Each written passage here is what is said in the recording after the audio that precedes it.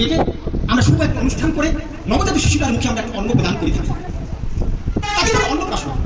বিষ্ণুর বিবিধ অন্ন কোনো নবজাত শিশুকে প্রদান করেন না, আমরা অন্নপ্রাশন। অন্নপ্রসন্ন, অন্নপ্রাশন শব্দকে সন্ধি করলে সেখানে দেখা গেছে অন্ন যোগ প্রসন্ন, এই অন্নপ্রাশন।